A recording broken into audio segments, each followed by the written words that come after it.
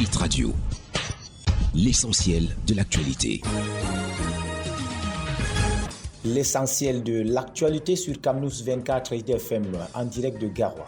Transport aérien, le Cameroun et le Qatar scellent un partenariat stratégique sous très haut accord du président Paul Biya.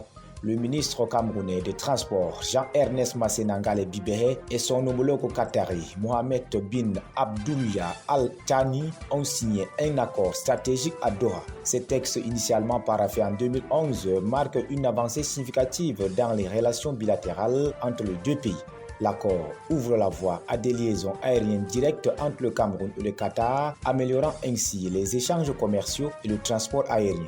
Il prévoit également un appui en expertise de l'aviation qatari au profit de Camerco dans une dynamique de partenariat gagnant-gagnant. Des discussions préalables impliquant des responsables des compagnies aériennes et des autorités aéronautiques de deux pays ont jeté les bases d'une coopération fructueuse. Ce faisant, le Cameroun et le Qatar renforcent et dynamisent leur coopération.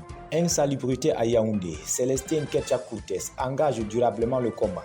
Le ministre de l'Habitat et du Développement urbain, Célestin Ketcha-Courtes, a conduit des visites de terrain dans les différentes artères de la ville de Yaoundé afin d'apprécier l'état de propriété réputé pour leur insalubrité. À travers cette visite en compagnie d'équipes techniques, la ministre Célestin Ketcha-Courtes a véritablement voulu s'enquérir de la situation d'insalubrité tant décriée par nos concitoyens.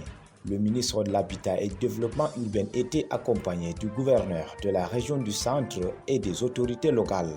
Malgré les multiples réunions de concertation et la série d'actions engagées par le ministère de l'Habitat et du Développement urbain, les villes camerounaises, comme la plupart des villes des pays d'Afrique subsaharienne, font face à la problématique de gestion des déchets solides et liquides. Cette problématique constitue un défi pour l'atteinte des objectifs de développement durable et reste une préoccupation permanente pour les pouvoirs publics et particulièrement de son Excellence M. Paul Biya, chef de l'État. Il a à cet effet prescrit l'adoption d'une stratégie durable et efficace à très court terme pour régler les problématiques de collecte des ordures dans nos principales villes, indique un communiqué du ministère.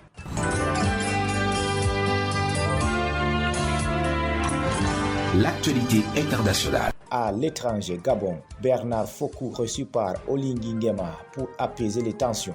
La rencontre entre le président gabonais et Bernard Fokou, patron des entreprises Fokou, s'est déroulée dans une ambiance conviviale et chaleureuse. Ces gestes marquent une volonté de tourner la page sur l'affaire qui avait éclaboussé le groupe Forben Gabon, accusé de commercialiser des produits périmés sur le territoire gabonais. En effet, cette problématique avait suscité de vives réactions au Gabon et notamment au Cameroun.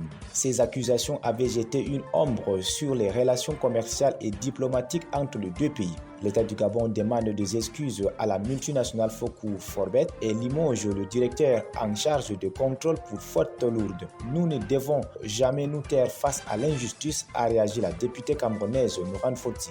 La rencontre au palais présidentiel ouvre une nouvelle ère pour le groupe Forben Gabon, symbolisant une volonté partagée de renforcer la coopération économique tout en rétablissant la confiance auprès des consommateurs. Tragédie au Nigeria, une explosion de camions-citernes fait 70 morts.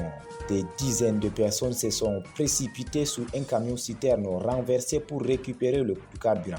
Dans l'état du Niger, au centre du Nigeria, la situation a rapidement tourné au cauchemar lorsque le véhicule a explosé, provoquant un incendie dévastateur. Selon Kumar Chouankwam, directeur de la fédérale Sofeti Corps pour l'état du Niger, le nombre de morts s'élève actuellement à 70, bien que ces chiffres puissent encore augmenter. Les autorités locales ont immédiatement réagi en déployant des équipes de secours pour maîtriser les flammes et apporter de l'aide aux blessés. Cette tragédie met en lumière les dangers associés au siphonnage de carburant, une pratique courante dans des régions où les ressources sont limitées et les communautés désespérées. Voilà, mesdames, messieurs, c'est la fin de ce point sur l'actualité sur Hit FM 103 et Camnus 24. Merci de nous avoir été et bon début de semaine. Hit Radio, une info d'avance.